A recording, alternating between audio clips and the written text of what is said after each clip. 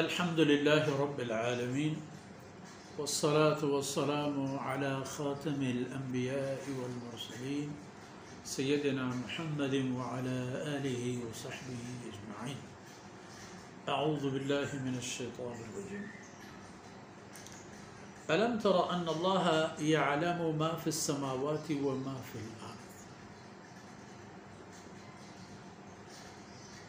ما يكون من نجوى ثلاثة إلا هو رابعهم ولا خمسة إلا هو سادسهم ولا أدنى من ذلك ولا أكثر إلا هو معهم أينما كانوا ثم ينبئهم بما عملوا يوم القيامة إن الله بكل شيء عليم. سبحانك لا علم لنا إلا ما علمتنا إنك أنت العليم الحكيم. رب اشرح لي صدري ويسر لي أمري واحلل عقدة من لساني يفقه قولي واجعل لي وزيرا من أهلي رب زدني علما وارزقني فهما ثم أما بعد. گرامی قدر بھائیو بہنوں پیارے بچوں، اب قوانین بنتے جا رہے ہیں، اخلاقیات بنتے جا رہے ہیں، تعامل اور سلوک بنتے جا رہے ہیں.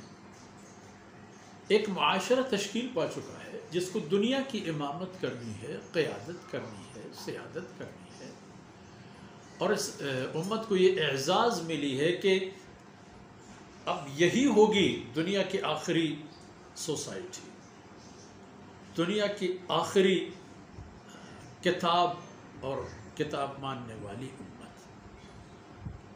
اب ان کو ایک ایک بات پر اللہ رب العزت قانون دے دیں گے اور ان قوانین پر عمل ان پر فرض ہوگا اور ان کے لیے ضروری ہے.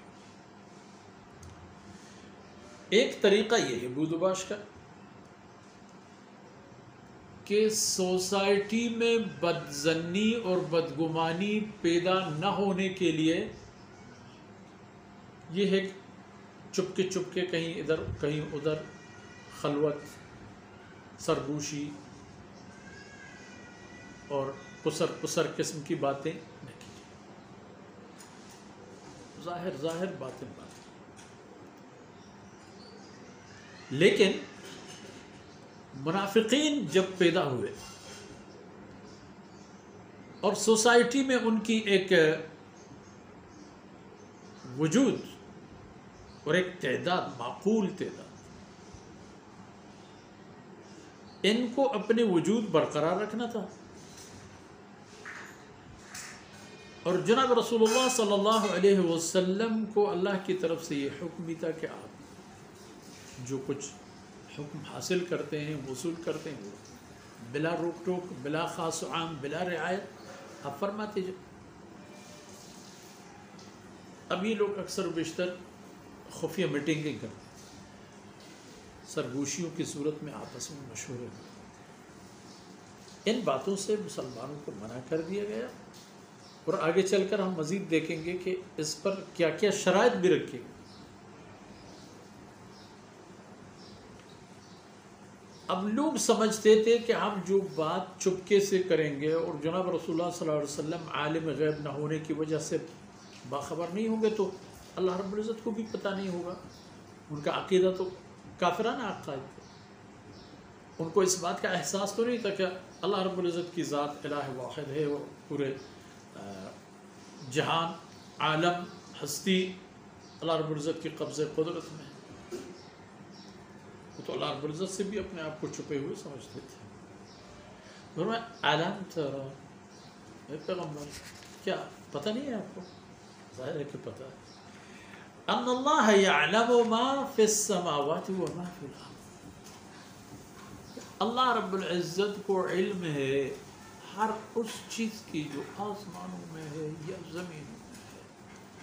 موجودات میں نہیں کوئی ایسی چیز، چاہے وہ چھوٹی سے چھوٹی کوئی چیز ذرہ سے بھی کم تر کیوں نہ ہو اور ہمالیہ کے پہاڑوں سے بھی زیادہ کیوں نہ ہو. یعلم ما فی السماوات وما فی الارض. یہ تو بات یاد رکھیے. پھر ما یکون من نجوى ثلاثہ الا وهو رابعهم، یہ جو آپس میں بیٹھ کے سرگوشیاں کر لیتے ہیں اسلام کے خلاف، دین کے خلاف، رسول اللہ صلی اللہ علیہ وسلم کے خلاف، امت کے افادیت کے خلاف، مفادات کے خلاف، ان کو معلوم ہونا چاہیے ما یکون من نجوى ثلاثہ الا هو رابعهم، جہاں کہیں 3 سرگوشی کرنے والے بیٹھے ہوئے ہوں گے ان کو معلوم ہونا چاہیے کہ چارواں اللہ کی ذات ہے، کیونکہ اللہ رب العزت علم اور بصیرت اور بصارت اور توان اور قوت کی بنیاد پر ان پر مسلط ہے، اور ان کے ساتھ یعنی سرگوشی متوجہ ہونے کے لیے بھی کہ وہ کیا کہہ رہے ہیں، جس طرح ان کا ساتھی بھی متوجہ ہوتا ہے، اسے پتہ چلتا ہے کہ میرے اس دوست نے کیا کہا، تو اللہ رب العزت کو بھی اسی طرح پتہ چلتا ہے۔ ما یکون من نجوى ثلاثہ الا هو رابعهم، مگر یہ کہ اللہ رب العزت ان کا چارواں ہے، ولا خمسة الا هو سادسهم، اور کوئی 5 سرگوشی کرنے والے جہاں کہیں ہوں گے تو ان کا چپٹا اللہ کی ذات ہے، ولا ادنى من ذلك ولا اکثر، نہ کم نہ زیادہ، اگر اس سے کم ہے تب بھی ان کے ساتھ اللہ ہے اور ان کے بارے میں سب کچھ جانتا ہے، اور اگر 4 یا 5 سے زیادہ جتنے بھی ہوں، جتنے جہاں کہیں بھی، ان کی کوئی بات ڈکی چھپی نہیں ہوگی۔